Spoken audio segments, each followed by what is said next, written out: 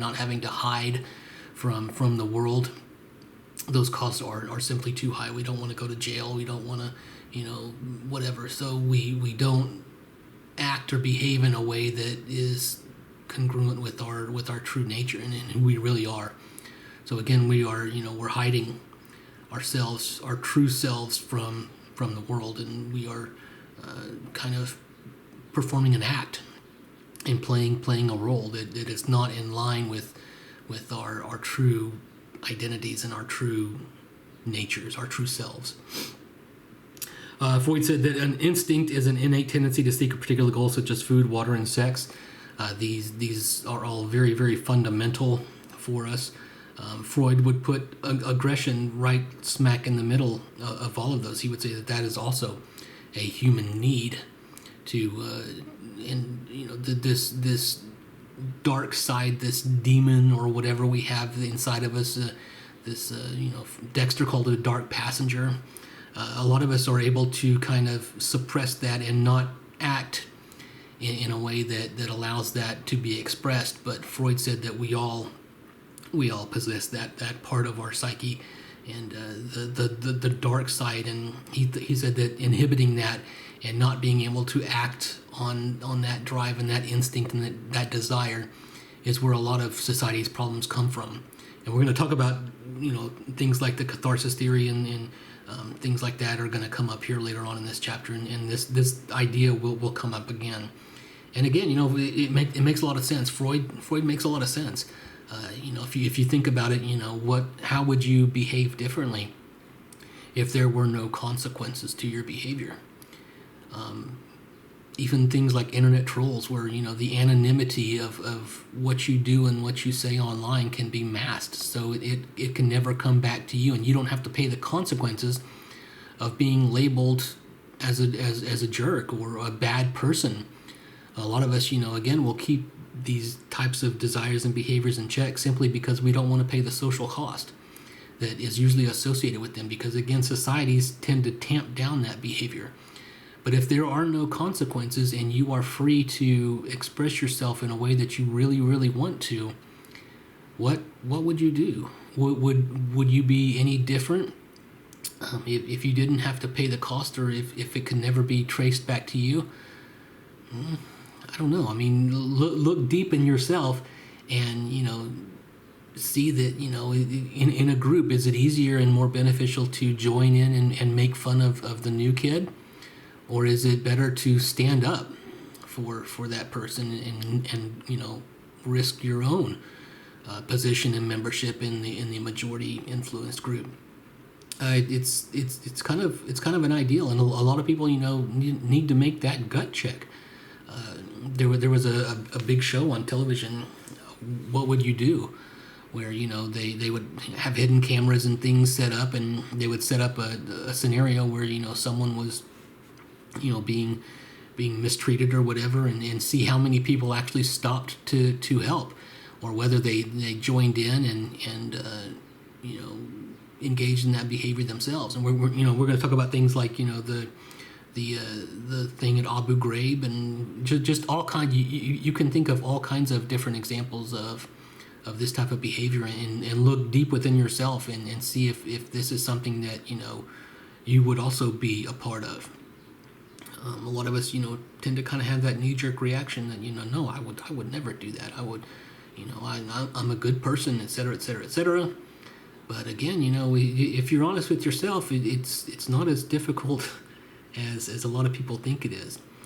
And this kind of is exactly what Freud was talking about. We all have this side of us, and we're going to talk about that here in just the very, very next slide. We all have a light side and we all have a dark side. And which of these two things you feed the most is going to reflect in your personality. Again, all things in balance. This goes back to the id, the ego, and the superego. If any of those get out of balance, then we're going to have problems. So sometimes you have to. You can't be a goody two shoes and a prude all the time, because then you'll build resentment and everything, and you can't always do what you want to do when you want to do it and everything like that, because that again is going to risk or influence your place in society or the group. So you kind of have to balance these out, just like most things in your life. Excuse me, hang on. All right. Freud proposed that the drive for sensory and sexual gratification as the primary human instinct. He called this constructive life-giving instinct eros. So this is the light side. This is the good part of you. This eros is that desire to help one another, and this desire to come together.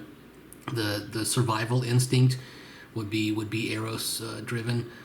So he kind of had each of us have this drive or this instinct to do good, to have the light, whatever you want to call it. You know what I'm talking about. However, after witnessing the destructive nature of human beings during World War I, he concluded that there must also be a destructive death instinct, which he called thanatos. So thanatos is the dark side, the demon, the monster, the dark traveler, dark passenger. Ted Bundy had called it his dark traveler. Dexter calls it his dark passenger. This dark side to each of our psyches, to each of our personalities. Every single one of us has one. Pushed to your limit, you will do extraordinarily horrible things, and you may not even realize that about yourself. But everyone has a limit, and we are all capable of doing very, very bad things. Turning into monsters, and in the right context, in the right society, you minimize the social consequences, you minimize the potential risks or consequences to your status or your place in the group, and your true nature will come out. And things like the Stanford Prison Experiment illustrates this very, very well. That's why it's such a landmark, hallmark, groundbreaking study in social psychology. So if you haven't watched that video, or you don't know anything about the Stanford Prison Experiment, we're not going to really go into it here, but feel free to research that yourself. It's a very, very, very, very interesting experiment in social psychology. So you have the eros, the constructive, the life-giving, the light side of your personality, and you have thanatos, which is the dark side, that animal instinct, the aggressive urges, the things that we have to, if you want to play nice in society, you have to keep that kind of in check. Let me move this again here. All right, there we go. All right, learning theories. According to something called social learning theory, aggression is not an innate drive like hunger in search of gratification. People learn aggressive behaviors the same way they learn other social behaviors, by direct experience and by observing others. In social learning theory, the shift is from internal causes to external ones. Basically, yeah, it's not a drive that we have. It's not part of human nature.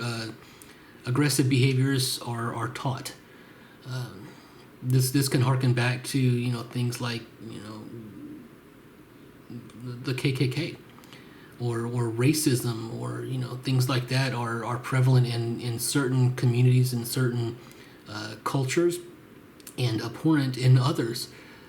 So that lends a lot of credence to if your granddad did it and your dad did it and your brother does it, then the chances are of you doing it are much higher than if you did not grow up in that environment.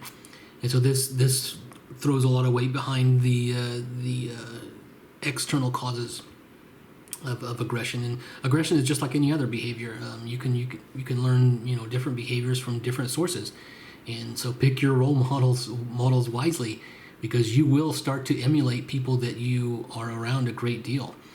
If you're around good people and in good groups and people who act prosocially or do things that are of the benefit to society, then the chances of you following in those footsteps are very, very, very, very high.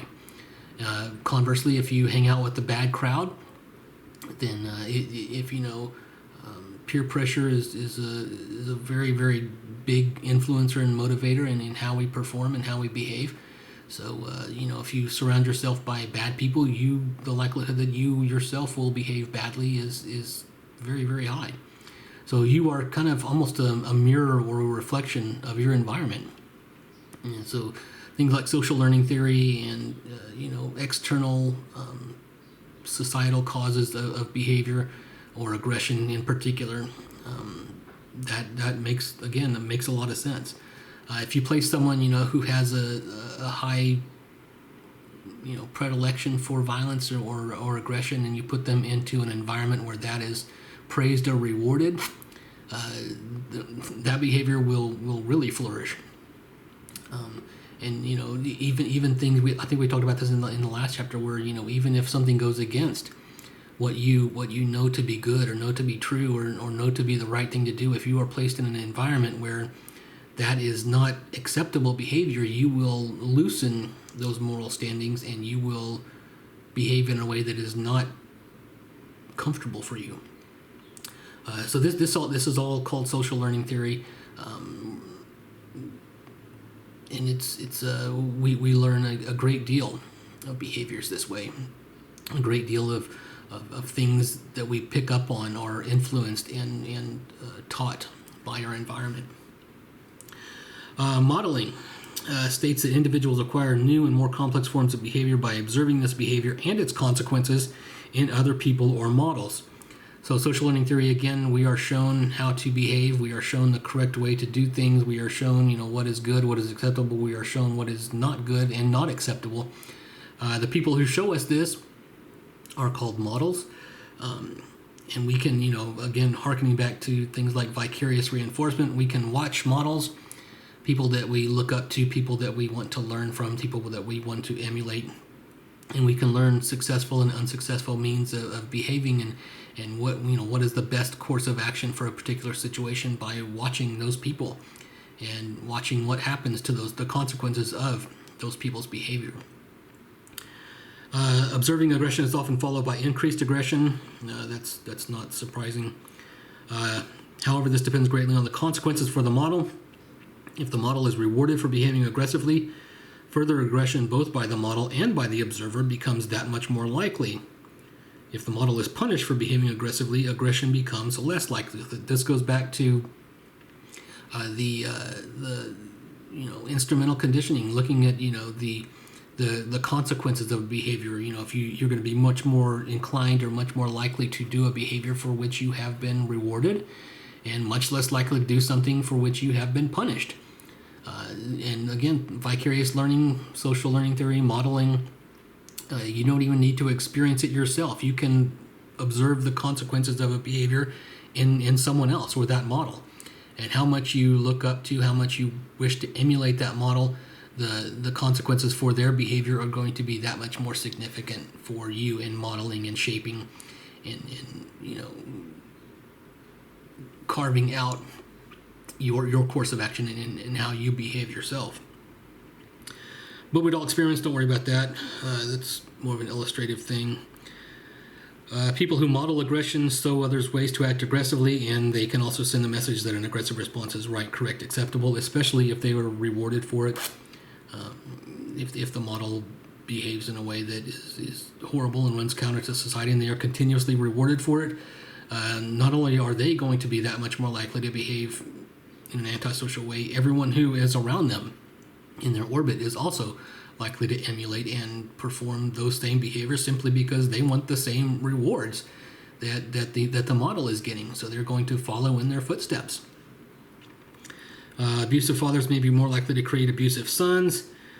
This does not, however, mean that most victims of abuse become abusers, just that they are more likely to do so. So again, if you're raised in a household where your father beats up on your mama because she starts thinking that she can have opinions and starts voicing those opinions and talking back or whatever, and you're raised in a culture where that is not acceptable,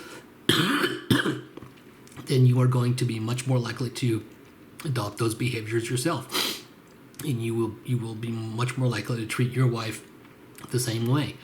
This also holds for females, of course. So again, your environment can have a profound influence on what you do and how you behave and what you ultimately become. So again, choose your surroundings, choose your environments very, very carefully, because they have a profound impact on what you do and who you are.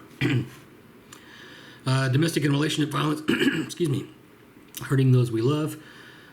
Domestic family violence is violence that occurs within the home or the family between people who have a very close relationship with each other. We all know what domestic violence is. Blah, blah, blah. Women aren't the only victims of domestic violence. In fact, women actually attack their relationship partners more often than men do, although women don't cause as much harm. Shocking, huh? Yeah, you ladies actually attack men, statistically speaking. Men are much more likely to be the victims of domestic violence or domestic attacks much more often than women are. But the attacks are usually not as profound or severe. But yes, that is true. Internal causes of aggression. The frustration-aggression hypothesis states that the occurrence of aggressive behavior always presupposes the existence of frustration, and the existence of frustration always leads to some form of aggression. In this context, frustration is defined as a blockage or interference of a personal goal. So basically, if you want something and something gets in your way, that is a source of frustration, and that frustration can kind of build on itself. And the more times that you miss out on an opportunity or whatever, the more times that you are turned down or whatever, the more frustration you experience, the more likely you are to behave aggressively. So this would be something like, walking in and asking your boss for a raise, and your boss turns you down, says no. Actually, your work here has not been up to par, so I'm going to fire you. Well, that's a pretty big source of frustration, and so you go out to your car and you get your gun or your flamethrower or whatever, and you burn the place to the ground. That would be the frustration-aggression hypothesis. It's usually, most of us don't snap from one single source of frustration, but it's a buildup of these over time. The more you put yourself out there, and again, this can go back to learned helplessness, and all of this stuff is kind of connected. And maybe you're starting to see that these are not these theories and these approaches don't exist in a vacuum. And a lot of influences are going to go into human behavior. We've kind of talked about a good many of these, and as you go through your college career, and if you choose to take more psychology, and I hope you do, because it's very interesting stuff. But you'll go much more into depth with these things and see that that's a lot like this, and this is connected to that, and et cetera, et cetera, et cetera. So a lot of these things are can kind of web together and connect in fascinating ways. Basically, we get frustrated when we are blocked from achieving some goal, and aggressive behavior results, usually directed toward the source of the frustration, i.e. the one standing in our way, like we just talked about. However, there can obviously be aggression without frustration and frustration without aggression, but it's pretty obvious that aggression is increased by frustration. So if you already have that predisposition and you've already experienced a whole lot of setbacks, then the straw that broke the camel's back is enough. And you've just had it, you've reached your limit, and you snap. A very good movie with Michael Douglas called Falling Down. Go see that movie. You owe it to your life to check that out if you haven't yet. Really mild-mannered guy who just reached his limit one day and just kind of snapped. So yeah, Falling Down with Michael Douglas, awesome movie. This frustration-aggression hypothesis personified. Aggressive people tend to see the world as an aggressive place. These are the three biases. The first is the hostile attribution bias. This is the tendency to perceive ambiguous actions by others as being hostile.